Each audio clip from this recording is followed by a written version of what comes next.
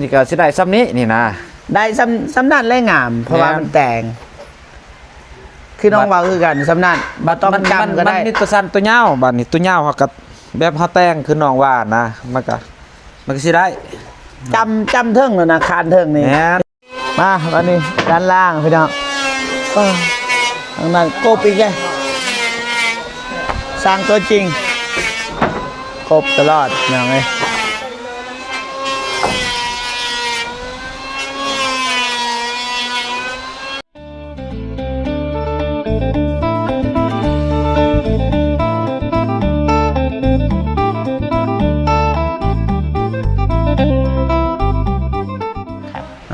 กับทักทายสบายดีนะสวัสดีพ่อแม่พี่น้องเบิดสุขสุขคนพี่น้องอยู่ที่บ้านน้องฮานแต่เช้าๆพี่น้องเนาะ5-6 โมงพี่น้องแต่ว่าฝนตกไปใส่บ่ได้พี่น้องนี่ฝนตกแต่ว่ามันก็บ่แห้งบันไดบ่หนักแต่ว่ามันก็ฝนพี่น้องเปิดซับนี่แล้วฝนนี่ก็ได้สบายดีเด้อบ่ฝนสบายดีว่าเจ็บสุภาพเนาะในรายเฮือนศาสตร์ถือว่าก็90%ละ90ยังแต่คันใดลูกติ่งอย่างลูกติ่งแม่นยังอีกกันศาสตร์นี่กันศาสตร์ยังอีกเบิดแล้วกับลูกบิดนี่แหละลูกบิดลูกก่อนหักตัวนี้พี่สิแต่ว่าทางนี้ก็ยังเลยตัวใดหันแล้วตัวนี้กันเกินไปยังนี่บังตานี่แบบไผมาแล้วมันบังตาบ่เห็นเฮือนเลยนะบังตาถ้าเป็นเบาเจ็บนี่พอแล้วสำนี่มันงามตัวนี้สบายเฮาจับนี่นอนแล้วก็ขี้ลิ้นลองมั้ยออกกำลังกายบ่ยันบ่เป็นยังตี70 โลเลยนะ70นี่ทางนี้เรียบร้อยแล้วทางนี้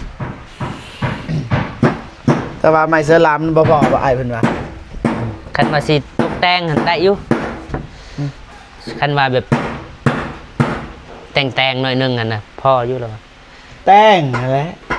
นั่นแหละแบบว่านี่เด้มันบ่จำก็ได้นี่ฮอดนี่ก็ได้นี่ทางนี้ให้มันนั่นก็ได้นี่ตัวนี้มันบ่คันว่าสิเอาเพียงนี่ก็ได้เพียงนี่เพียงไม้คานตัวนี้เนาะแม่นเอาแต่สำนันก็ได้อ่ะบ่ต้องฮอดเทิงก็ได้เพราะว่าเฮาแต่งซื่อๆนะแม่นได้แล้วทางนี้ได้แล้วแม่นมันบ่ได้กันอีหยังนะเฮ็ดแบบให้มันงามซื่อๆนะคันจำเทิงมันบ่งามนี่ทางนี้ก็คือกันแค่นั้นใช่เลยจึงอร่อยบ่กินมาได้แล้วเมื่อวานนี้เบิดมื้อบ่มีเสียงสิคิดไล่เบิ่งก่อนว่ามันสิถึกจักแพนน่ะนะก่อนไม่เสื้อลาบ่พอเท่าไหร่ไม่เสื้อลาคันว่าซื้อกระตับนึงถามสิเบิ่งก่อนว่ามันซุมนี้นี่ไอ้สมุดให้เด้อพวกน้องว่าคันว่ามันงามแล้วก็บ่ซื้อลองเบิ่งนะนี่ก็สิได้ซ้ำนี้นี่นะได้ซ้ำนั่นแลงามเพราะว่ามันแต่งคือน้องว่าคือกันซ้ำนั่นบ่ต้องจำก็ได้มันนี่ตัวสั้นตัวยาวบัดนี้ตัวยาวเฮาก็แบบเฮาแต่งคือน้องว่านะมันก็สิได้จำเทิงแล้วนะคานเทิงนี่เฮ็ดเพียงเลยตัวนี้สิได้แต่ซ้ำนี้นี่แหละหมอบ่ต้องให้มันเหลือนะตัดออกนั่นอยู่เทิงตัดตัวใดตัวเทิงเพียงคานเทิงเพียงเลยให้มันงามตัวนี้ก็แต่งมานี่งามแล้วซ้ำนี้งามแล้วเอาซ้ำนี้แล้วซ้ำนี้บ่ตัดเลยซ้ำนี้พอดีสำนันบ่แม่นบัดนี้เฮาก็สิสอดมีตัวสั้นตัวยาวนะบัดตัวนี้นี่สิกบเอาสิเปิ้เอาตัวนี้ยาวตัวนี้มันสิจำซ้ำนี้นะตัวนึงสั้นตัวนึงยาวเฮาสลับเอาจังซั่นมันจะงามเนาะได้คือกันเพราะว่ากันสิทิมก็สิได้นะ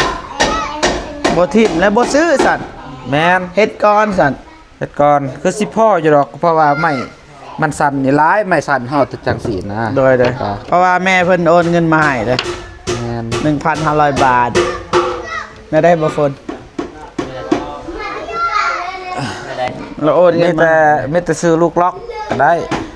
ลูกอันนี้นี่ แม่นซื้อลูกล็อกมาเลยเอาสิ เอาจักอันสอง มีซองกับซองอันนั่นแหละซองบานใหญ่เลย เด้อ แม่น ครูเฮาก็ฮู้อยู่ซองแต่ว่าอยากให้อธิบายเติมอีกมีซองนะให้ FC เข้าใจกายนั่นนี่ครบเบิดบัดนี้เนาะ ครบหมดแล้ว โดยนะยังแต่แนวกันศาสตร์ แม่นยังแต่ข้างนี่เลย อ่าเอียงไปเบื้องนี้เอียงไปเบื้องเทือนพ่อเฒ่านี่แหละให้มันเปียก ย่าน เทือนพ่อเฒ่า ย่านว่าอยากใส่อยากแต่งก็จะเป็นได้ซื้อ มันสิแจง แม่น นั่นแหละ เอามองกันศาสตร์นะคันยานว่าอยากแต่งคือจังสี่นะ ในกันศาสตร์ก็ติดที่ มันก็สิซ่า เฮ็ดบางตาเห็นบ่ แม่นครับ อาจารย์ มันก็สิซ่าอายอีก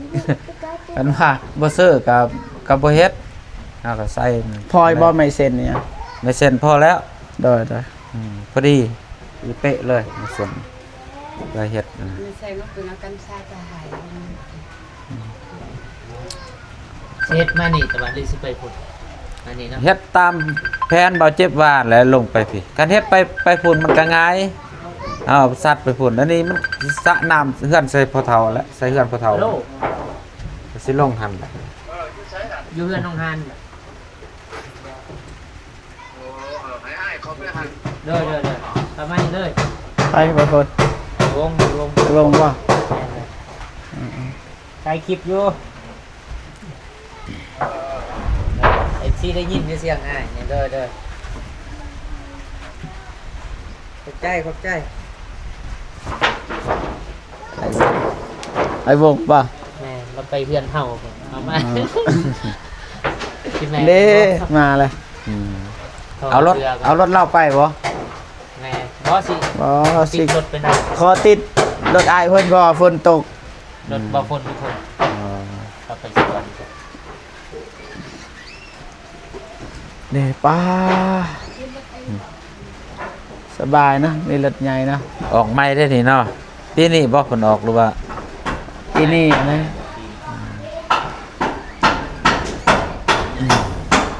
เฮาก็ยังมีอยู่แต่ยังโดนมันบ่ถือคุย เอาเต้เอารถนะมันง่ายนะ ถือคุยก่อน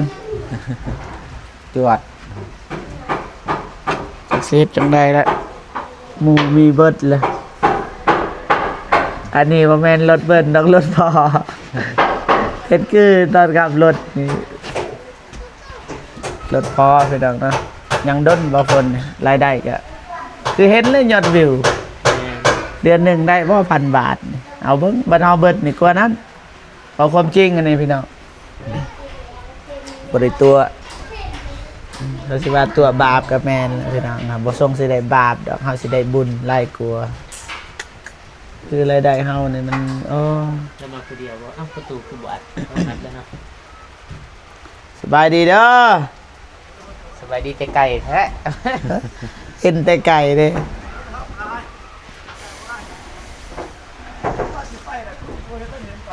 ฝนตกจักสิว่า มันบ่เป็นหยังบ่ฝนตก จักเบิ่ง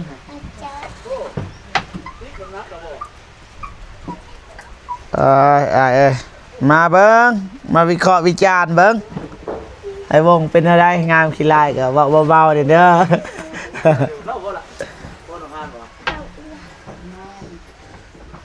สบายดีเด้อ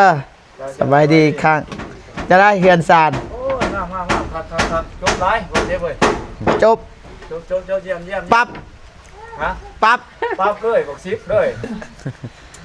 ยอมรับเลยนี่ครับจะว่า ครับ กลัวเลยนี่ตามมานี่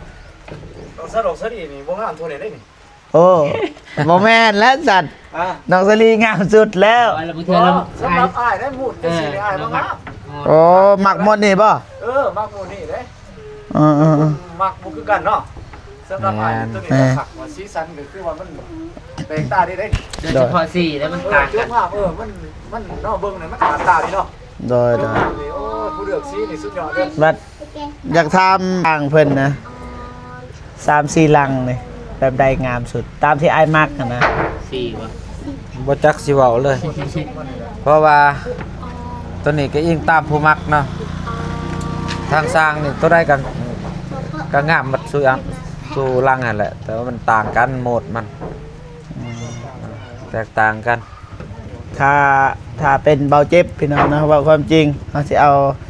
น้องซาลีพี่น้องนะเพราะว่ามันใหญ่นะ เตือนกลัวก็จนเอาก็ว่าบ่ให้เฮ็ดเตือนกลัวซะให้นอนเลย 3 เมตร ซิ่งเนี่ย 3 เมตรไป ได้ 3 คูณ 5เพื่อนน้องสรี เตือนกลัวบ่ แมน3 คูณ 5ยาว5กับเหมาะสมกับคนหลาย อันนี้ก็ลายคือกัน แมน ลายแล้วเท่านี้ก็รู้สึกว่าโอเคแล้วงามกว่านี้บ่มีอีกแล้วพี่น้องเอ้ยบ่ฮู้ว่าเบิ่งยังพี่น้องเอ้ยสบายดีเด้อ น้องฮาน น้องหานพี่น้องนะบ่ได้ยินมา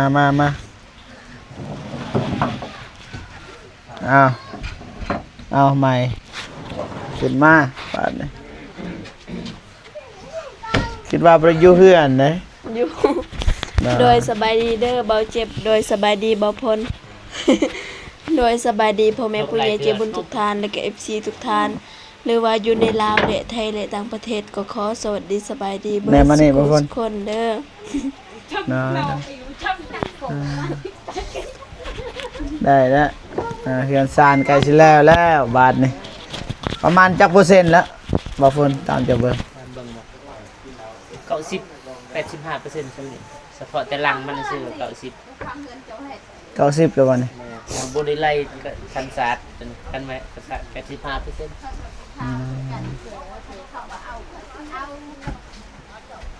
ได้แล้วซั่นนี่แต่ว่าอ้ายเพิ่นบ่ทันได้เงินจากเทื่อมันแต่เฮ็ดกับเฮ็ด นาตอกไม่แป้นนี่นะ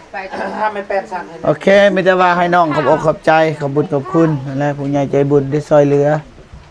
โด พน ย มมือแล้วก็เบิ่งกอก โดยก่อนอื่นหมดน้องก็ขอขอบอกขอบใจผู้ใหญ่ใจบุญทุกท่าน แม่พิมพ์ ทุกคนนั่นแหละ ทุกคน หลายๆคนแม่ติวเนี่ย โดยจงมีแต่ความสุขความเจริญปรารถนาสิ่งใดก็ขอให้ได้ที่สิ่งนั้นสมการปรารถนา หรือว่าไปใส่มาใส่ก็มีที่คนฮักคนหอมไปฮอดจะที่ถึงนอนหลับให้ได้เงินหมื่นนอนตื่นให้ได้เงินแสนเฮงๆปังๆตลอดปีตลอดชาติเด้ออย่าเจ็บอย่าจนพร้อมครอบพร้อมครัวเด้อสาธุแล้วก็ขอบใจพวกอายเด้อที่มาเข้าสัมภาษณ์ถ้าบ่มีพวกอายน้องก็บ่ฮอดในมื้อนี้ บ่เพิ่นยินได้บ่ เด้อขอบใจห ยิน ลาย ได้บ่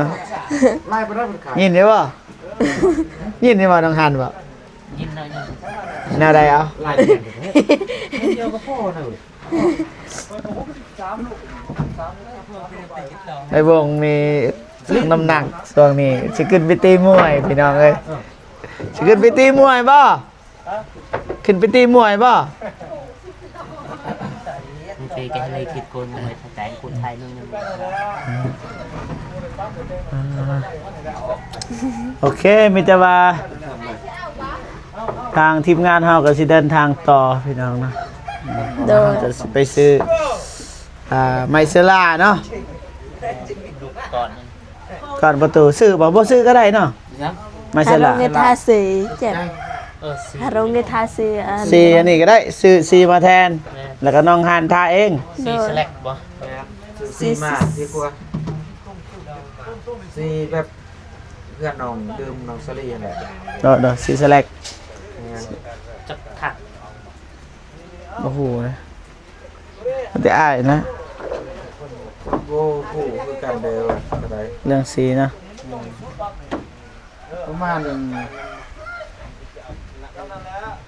สื่อมาทางนึงก่อนมาท่า เด้อ ตัวมันบ่ได้ลายเลยท่านอกทางในท่าทางนอกก่อนโลนึงลายปานใดเด้โลนึงลายก่อน ว่าให้พูด ตอนนี้เฮ็ดยังอีกบัดนี่ แม่นนี่สิ อ๋อ ได้แล้วก็เสร็จ มันต้องเฮ็ดอันนี้อีกเนาะ แม่น โอ้ยากหลายขั้นตอน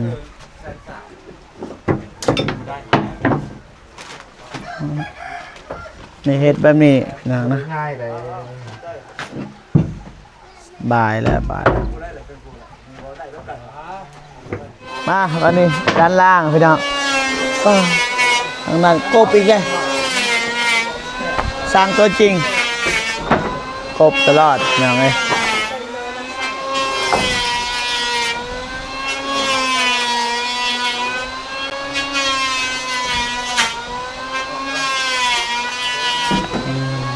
แค่เศร้าเลยพี่น้องเลยฝนก็ตกพี่น้องขักลายงามลายพี่น้องนะบ่คิดบ่ฟันว่ามันสิแล้วพี่น้องเนาะสู้อีหลีเด้อายเพิ่นทางทีมงานเฮาก็บ่ปานใดมีแต่ผู้ใหญ่เพิ่นแหละเต็มที่ทางเบาเจ็บก็บ่ปานใดแต่ว่าก็สู้อยู่แต่ว่าเฮาบ่ได้เฮ็ดนะเฮามีแต่มีหน้าที่อัปเดตพี่น้องนะก็เลยบ่เมื่อยปานใดพี่น้องนะมาอัปเดตบ่คือผู้ใหญ่ใจบุญเสียเงินไอ้แดงเสียแฮงแต่ได้เงินน้อยก็ยาไอ้เพิ่นว่าคนตกขี่รถจักร บันได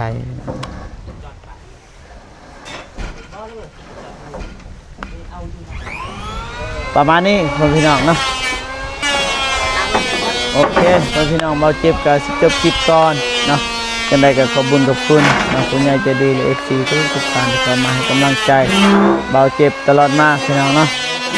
ฮักแพงเบิดทุกคนพี่น้องเนาะเจอกันอีพีหน้าเนาะสำหรับคลิปนี้เบาเจ็บก็โตกลับบ้านก่อนเนาะสบายดีเด้อกลับบ้านไม่ว่าไปทางบ้านเบาเจ็บขนาดจะว่าสิไปตลาดในเมืองเลยไปซื้อซื้อลูกกลอนล็อกประตูพี่น้องเนาะประมาณนี้เจอกันอีพีหน้าพี่น้องเนาะสำหรับคลิปนี้ก็กล่าวคำว่าสบายดีเด้อพ่อแม่พี่น้องเบิดสุขสุขคนพี่น้องเนาะบ๊ายบาย